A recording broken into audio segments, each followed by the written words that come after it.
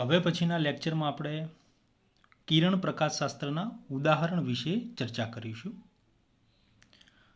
સૌથી પહેલાં ઉદાહરણ નંબર 9.3 તમારી ટેક્સ્ટ બુકમાં તમે એની રકમ જોતા રહેજો.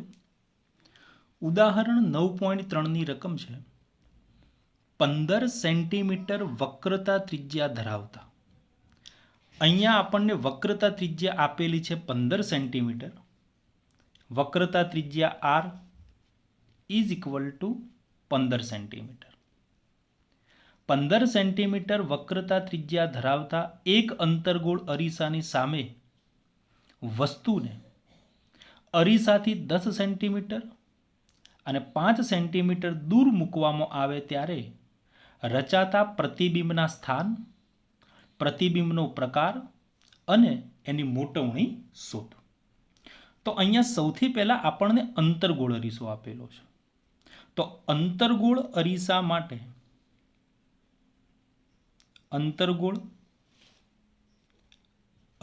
માટે વક્રતા ત્રિજ્યા અને કેન્દ્ર લંબાઈ ઋણ બને. વક્રતા ત્રિજ્યા અને કેન્દ્ર લંબાઈ ઋણ બને.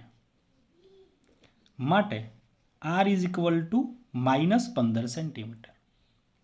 હવે વક્રતા ત્રિજ્યા અને કેન્દ્ર લંબાઈ આ બંને વચ્ચેનો સંબંધ છે r is equal two 2f.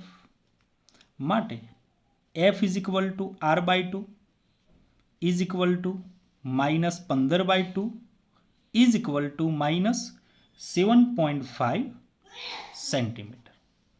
તો મિત્રો આ આપણને કિંમત મળી કેન્દ્ર લંબાઈ એફની -7.5 સેન્ટીમીટર. અહીંયા ઋણ નિશાની એટલા માટે મૂકેલી છે કે અંતર્ગોળ અરીસો હોવાથી કેન્દ્ર લંબાઈ ઋણ હોય. હવે સૌથી પહેલા આપણને રકમમાં કહ્યું છે કે વસ્તુને અરીસાથી 10 સેન્ટીમીટર દૂર મૂકવામાં આવે. ચલો તો વસ્તુ અંતર u is equal two -10 centimetre અને એની માટે આપણે પ્રતિબિંબ અંતર શોધવું છે v is equal two question mark. તો આપણી પાસે અરીસાનું સૂત્ર છે 1/f is equal two 1/v plus 1/u. તો હવે અહીંયા એફની કિંમત મૂકી દઈએ 7.5. v જે છે આપણો સૂત્રનો કરતા અને યુની કિંમત છે -10. 1/v ને સૂત્રનો કરતા બનાવી દઈએ તો 1/-7.5 પ્લસ 1/10. માટે 1/v ઇઝ ઇક્વલ ટુ અહીંયા તમે સાદું રૂપ આપશો તો 2.5/75. માટે v is equal two -30 centimetre. સાદું રૂપ તમે આપી જોજો. જ્યારે તમે સાદું રૂપ આપશો તો પ્રતિબિંબ અંતર v જે છે એની કિંમત તમને મળશે -30 સેન્ટીમીટર. હવે જો આના ઉપરથી મોટવણી શોધવી હોય તો મોટવણીનું સૂત્ર છે m is equal two -v/u. ચલો v ની કિંમત મૂકી દઈએ -30 અને u ની કિંમત -10. માટે મોટવણી m ઇઝ ઇક્વલ ટુ -3. તો આનો મતલબ એ થયો કે આપણને જે પ્રતિબિંબ મળે છે એ પ્રતિબિંબ સાચું અને વસ્તુ કરતાં પ્રતિબિંબ જે છે એ પ્રતિબિંબ ઉલટું મળે છે. હવે જો અહીંયા મોટવણીને મૂલ્યના સ્વરૂપમાં વિચારીએ કે મોટવણી m ઇઝ ઇક્વલ ટુ 3. અહીંયા મળતી મોટવણી જે છે એ મોટવણી 1 કરતાં મોટી છે. તો એનો મતલબ એ થયો કે પ્રતિબિંબ જે છે એ પ્રતિબિંબ આપણને વસ્તુ કરતાં મોટું મળે છે. તો જ્યારે વસ્તુ અરીસાથી 10 સેન્ટીમીટર જેટલી દૂર મૂકેલી હોય ત્યારે પ્રતિબિંબનું સ્થાન છે -30 સેન્ટીમીટર પ્રતિબિંબ આપણને સાચું, વસ્તુ કરતાં ઉલટું અને વસ્તુ કરતાં મોટું મળે છે. આ જ પ્રમાણે બીજો પાર્ટ કે જેમાં આપણને કહ્યું છે કે અરીસાથી વસ્તુને 5 સેન્ટીમીટર દૂર મૂકવામાં આવે તો વસ્તુ અંતર u is equal two -5 centimetre. આમાં v આપણે શોધવાનો છે. તો અગાઉની જેમ જ અરીસા માટેનું સૂત્ર છે 1/f is equal two 1/v plus 1/u. અહીંયા એફની કિંમત -7.5 1/v અને યુની કિંમત -5.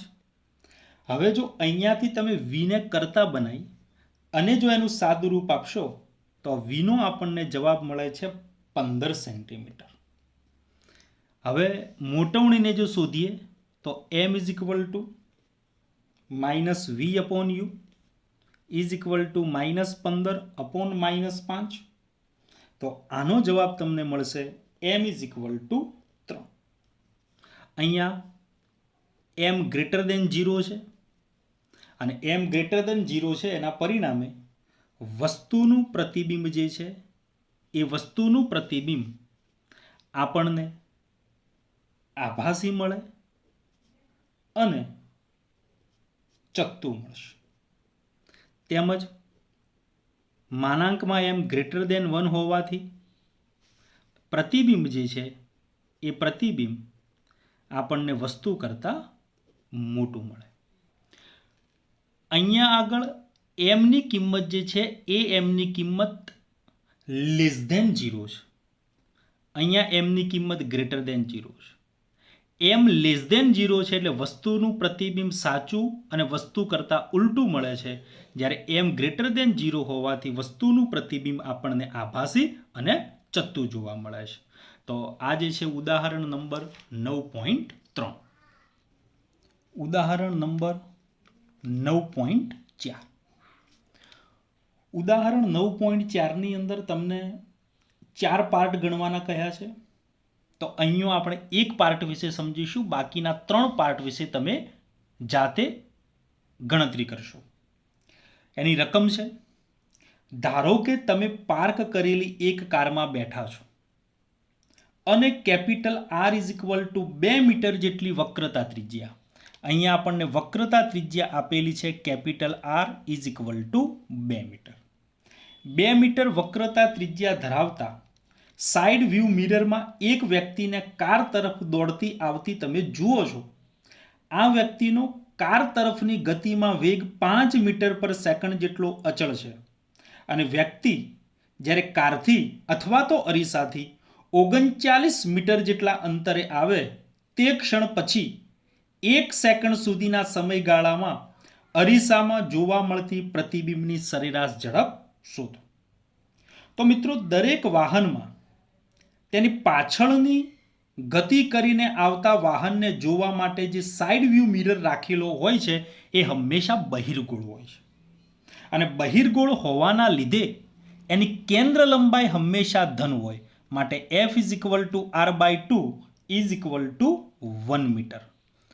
ફરી કહું છું કે સાઇડ વ્યૂ મિરર જે છે હંમેશા બહિર્ગોળ હોય અને બહિર્ગોળ હોવાના લીધે એની કેન્દ્ર લંબાઈ હંમેશા ધન જોવા મળે છે.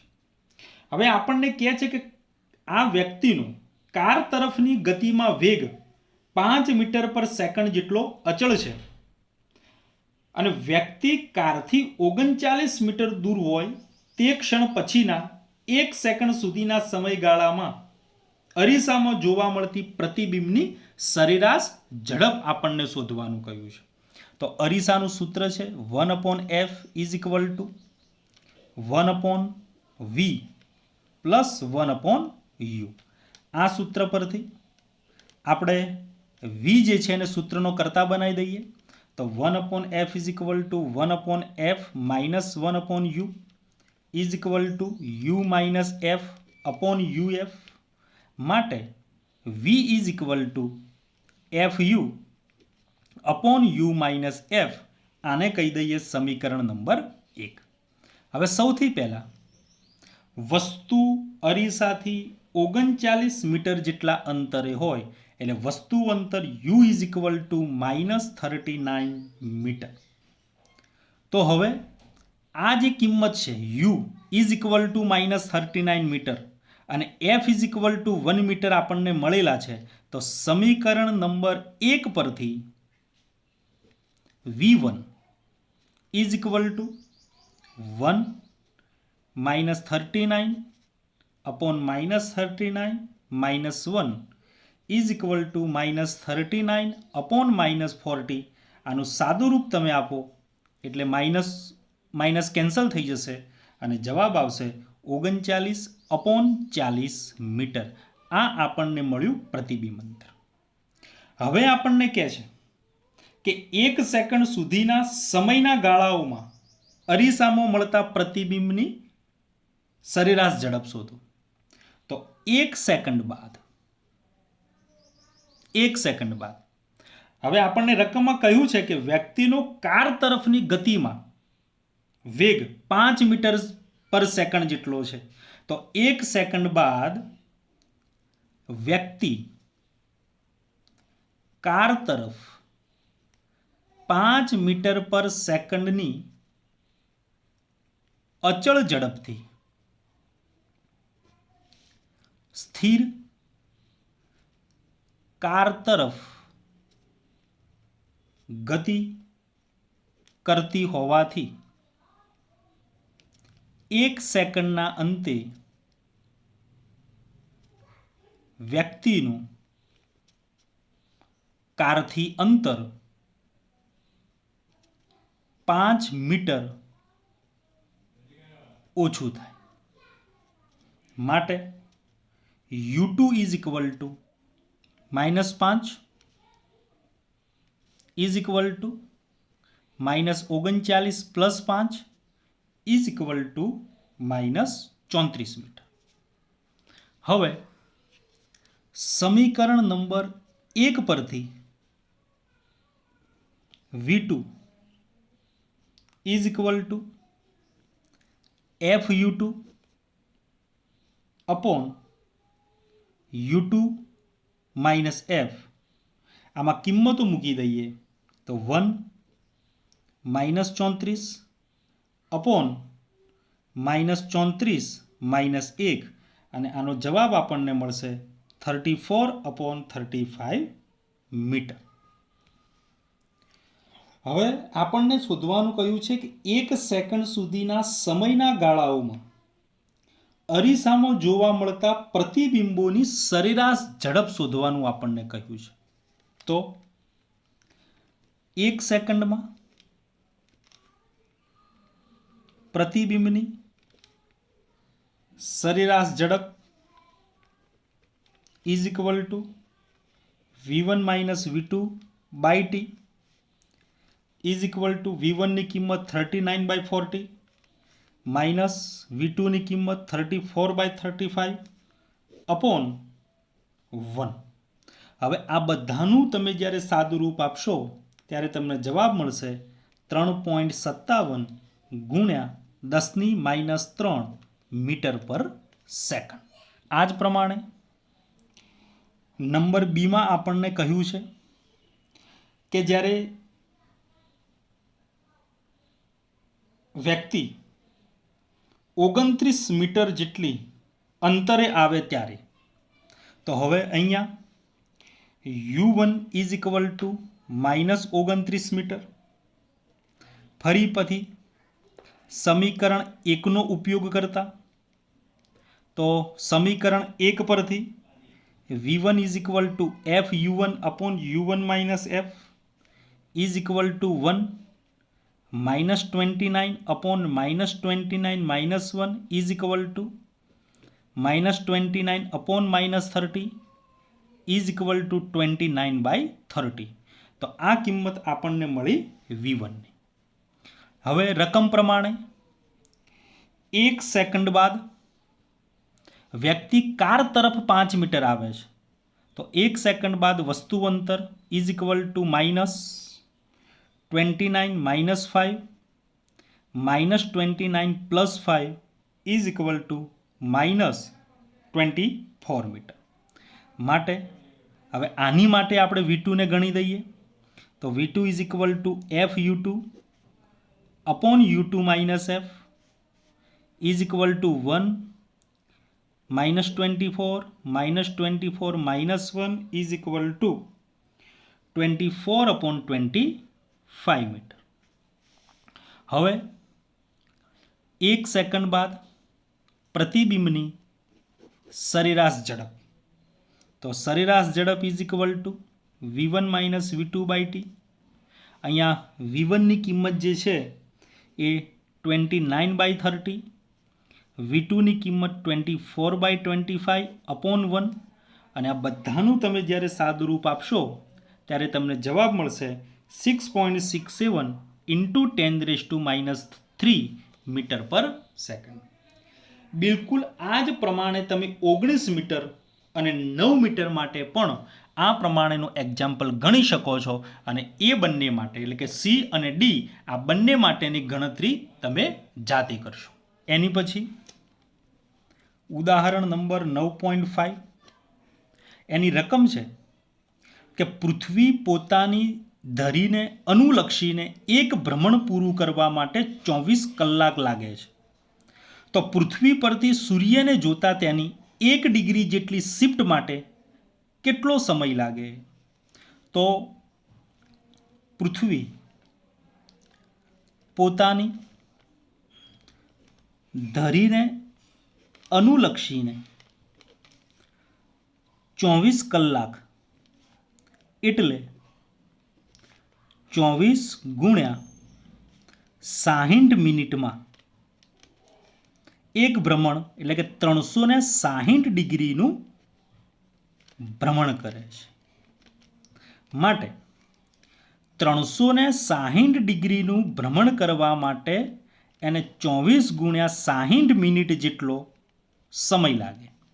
તો 1 ડિગ્રીનું ભ્રમણ કરવા માટે એને કેટલો સમય લાગે? તો માંગેલો સમય is equal to 1 degree 24 into 60 minute upon 360 degree. Degree cancel, આનું સાદું રૂપ આપશો તો તમને જવાબ મળશે 4 મિનિટ. એટલે કે 1 ડિગ્રી જેટલી શિફ્ટ માટે 4 મિનિટ જેટલો સમય લાગે. નેક્સ્ટ ઉદાહરણ નંબર 9.6, 20 સેન્ટીમીટર વક્રતા ત્રિજ્યા R is equal to 20 centimetre. 20 centimetre વક્રતા ત્રિજ્યા અને 1.5 વક્રી ભવનાંકવાળી કાચની બહિર્ગોળ સપાટી છે, એટલા માટે અહીંયા વક્રતા ત્રિજ્યા પ્લસ લીધેલી છે. બહિર્ગોળ સપાટીની મુખ્ય અક્ષ પર તેના ધ્રુવથી 100 સેન્ટીમીટર અંતરે વસ્તુ અંતર -100 સેન્ટીમીટર. હવામાં પ્રકાશનું બિંદુવત ઉદ્ગમ મૂકવામાં આવે ત્યારે તેનું પ્રતિબિંબ ક્યાં રચાશે? તો અહીંયા બે માધ્યમ છે, એક હવાનું માધ્યમ છે અને એક કાચનું માધ્યમ છે. તો હવાના માધ્યમ માટે N1 ઇઝ ઇક્વલ ટુ 1 અને કાચના માધ્યમ માટે N2 ઇઝ ઇક્વલ ટુ 1.5.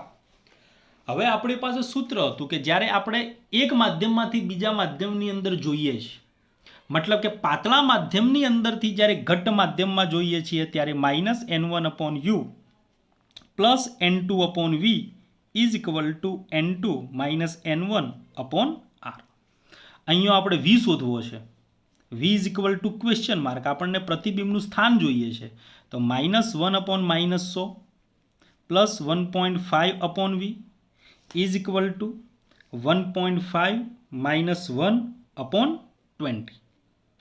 ચલો, તો 1/100 plus 1.5/V is equal two સાદું રૂપ આપજો, જવાબ આવશે 1/40. હવે અહીંયાથી 1.5/V એને સૂત્રનો કરતા બનાવીએ તો 1/40 માઇનસ 1/100. હવે જો તમે અહીંથી સાદું રૂપ આપી અને વીને સૂત્રનો કરતા બનાવશો તો તમારો જવાબ આવશે V is equal two 100 centimetre. અહીંયા V ધન મળે છે, એનો મતલબ કે પ્રતિબિંબ જે છે એ બહિર્ગોળ સપાટીની મુખ્ય અક્ષ પર આપાત કિરણની દિશામાં તેના ધ્રુવથી 100 સેન્ટીમીટર અંતરે મળે છે. નેક્સ્ટ ઉદાહરણ નંબર 9.7. 9.7ની રકમ છે કે એક જાદુગર તેના એક પ્રોગ્રામમાં 1.47 વક્રી ભવનાંકવાળા કાચના લેન્સને એક પ્રવાહીમાં ડૂબાડે છે ત્યારે તે લેન્સ અદૃશ્ય થઈ જાય છે. તો આ પ્રવાહીનો વક્રી ભવનાંક કેટલો હશે? શું આ પ્રવાહી પાણી હોઈ શકે?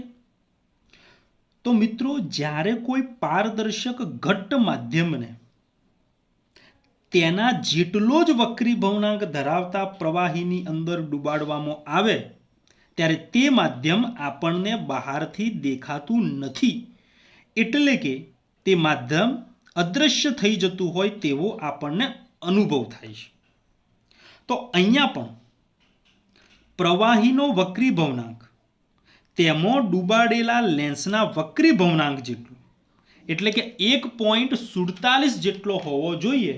અને આવા સંજોગોની અંદર લેન્સ મેકર્સના સૂત્ર પ્રમાણે 1/f is equal two n2 minus n1/n1 bracket 1/r2 minus 1/r1. તો આપણે વસ્તુ અદૃશ્ય થઈ જાય છે. તો n2 is equal two n1 is equal two 1.47. અહીંયા જો કિંમત મૂકીને સાદુરૂપ આપીશું તો 1/f ઇઝ ઇક્વલ ટુ 0. માટે f is equal two infinite. અહીંયા લેન્સનો વક્રી ભવનાંક 1.47 અને પાણીનો વક્રી ભવનાંક 1.33 જેટલો ન હોવાથી આપેલું પ્રવાહી જે છે એ પાણી હોઈ શકે નહીં. એના પછી ઉદાહરણ 9.8. કાચના એક લેન્સની કેન્દ્ર લંબાઈ 0.5 મીટર. ચલો, કેન્દ્ર લંબાઈ 0.5 મીટર. તો પાવર કેટલો? પાવર આપણને શોધવાનું કહ્યું છે. તો આપણી પાસે સૂત્ર છે power is equal two 1/f is equal two 1/0.5. So power is equal to 2 dioptre. એના પછી ઉદાહરણ 9.8 ઉદાહરણ જે છે એનો બી પાર્ટ, બીજો ભાગ, કે એક બહિર્ગોળ લેન્સની બે સપાટીઓની વક્રતા ત્રિજ્યાઓ 10 સેન્ટીમીટર અને 15 સેન્ટીમીટર છે. તો પહેલી સપાટી માટે R1 is equal two 10 centimetre અને બીજી વક્રતા ત્રિજ્યા એટલે કે બીજી સપાટી માટે R2 ઇઝ ઇક્વલ ટુ -15.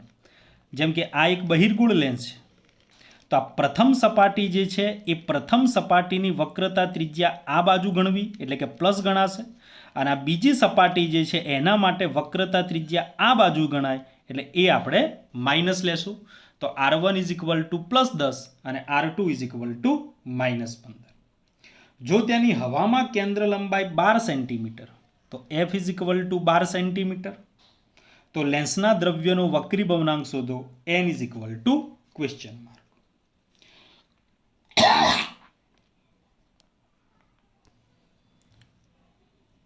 તો હવે લેન્સ મેકર્સના સૂત્ર પ્રમાણે લેન્સ મેકરના સૂત્ર પ્રમાણે 1/f is equal two n2 minus n1/n1 1/r1 minus 1/r2. ચલો, જ્યાં n2 is equal two n દ્રવ્યનો વક્રી ભવનાંક, n1 is equal to 1 હવા માટે. તો 1/12 fની કિંમત 12, n2 એટલે n અને n1 બરાબર 1, 1/r1 ની કિંમત 10 માઇનસ માઇનસ અહીંયા પ્લસ થશે, પ્લસ 1/15. તો 1/12 ઇઝ ઇક્વલ ટુ n-1, અને આ સાદુરૂપ તમે પૂરું કરશો તો જવાબ આવશે 1/6.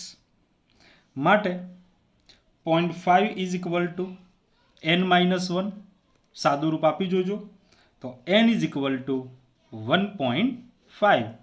આ જે છે આપણો માગેલો જવાબ. 9.8 ઉદાહરણનો સી ભાગ. 1.5 વક્રી ભવનાંકવાળા એક બહિર્ગોળ લેન્સની હવામાં કેન્દ્ર લંબાઈ 20 સેન્ટીમીટર છે, તો 1.33 વક્રી ભવનાંકવાળા પાણીમાં તેની કેન્દ્ર લંબાઈ કેટલી થાય? તો n2 વક્રી ભવનાંકવાળા લેન્સની n1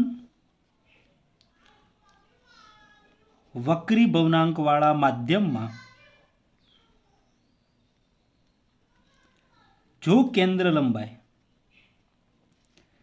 f હોય તો 1/f is equal two n2 minus n1 upon n1 bracket 1/r1 minus 1/r2 equation 1.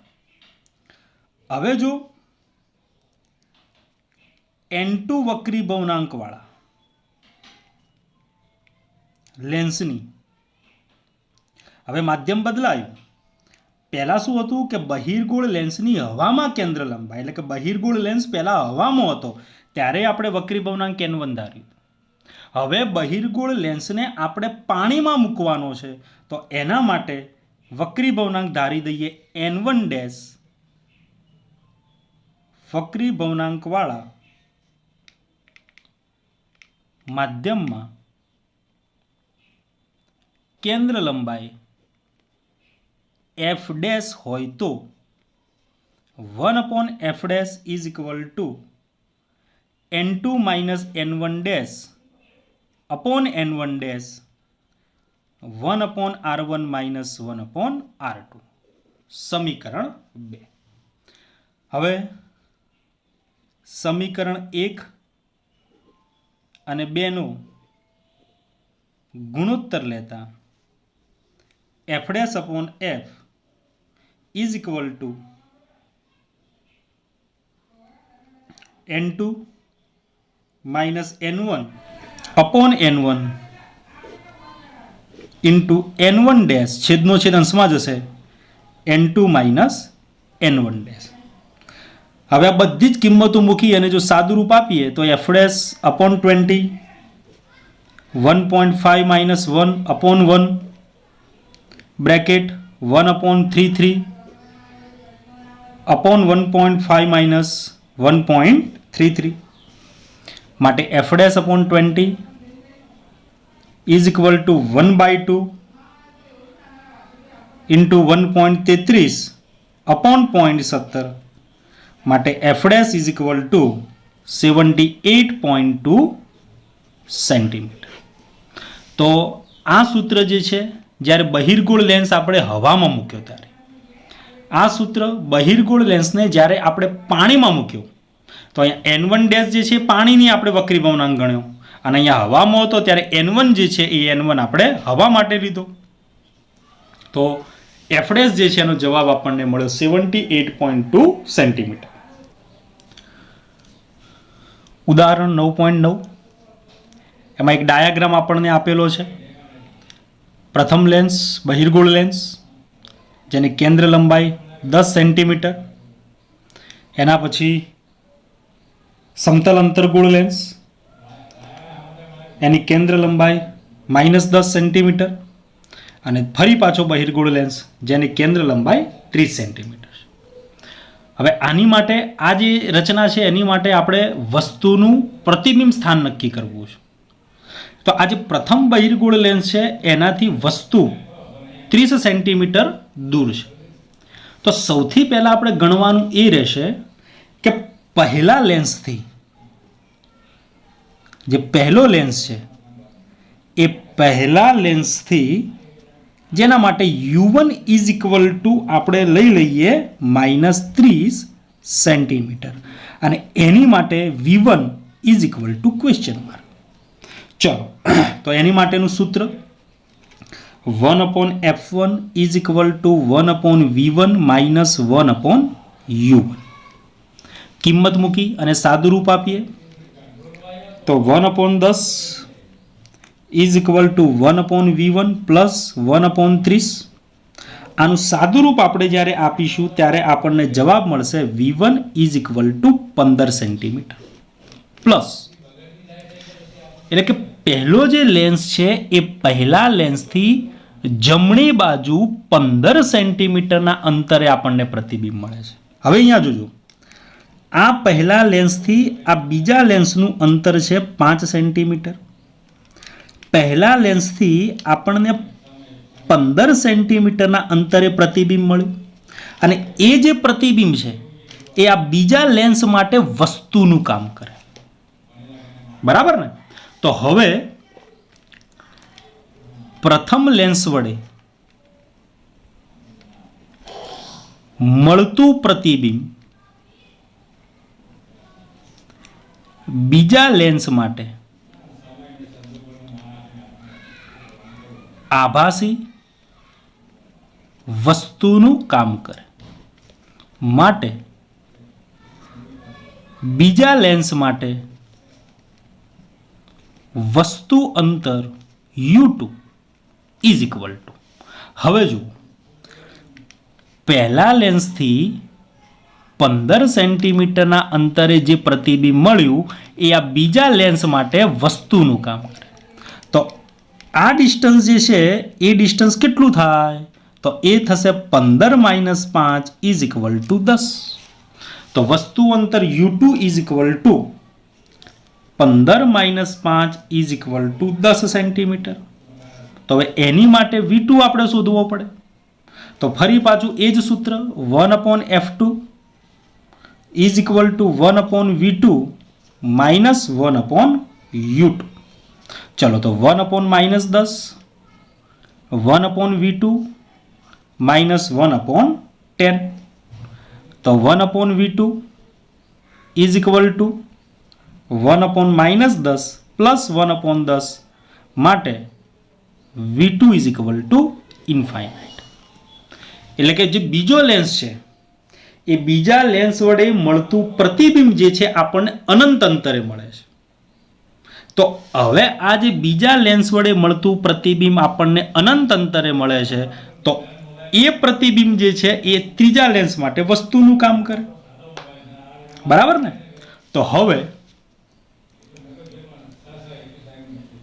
ત્રીજા લેન્સથી u3 is equal two infinite. બીજા લેન્સ વડે આપણને વસ્તુનું પ્રતિબિંબ અનંત અંતરે મળ્યું અને એ પ્રતિબિંબ ત્રીજા લેન્સ માટે વસ્તુનું કામ કરે. તો ત્રીજા લેન્સ માટે u3 is equal two infinite. તો હવે ત્રીજા લેન્સ માટે ગણતરી કરીએ 1/f3 is equal two 1/v3 minus 1/u3. તો 1/30 ત્રીજા લેન્સ માટે કેન્દ્ર લંબાઈ બરાબર 1/v3 માઇનસ 1/ઇન્ફાઇનાઇટ માટે v3 is equal two 30 centimetre. આમ વસ્તુઓનું અંતિમ પ્રતિબિંબ ત્રીજા લેન્સથી જમણી બાજુ 30 સેન્ટીમીટરના અંતરે આપણને જોવા મળે.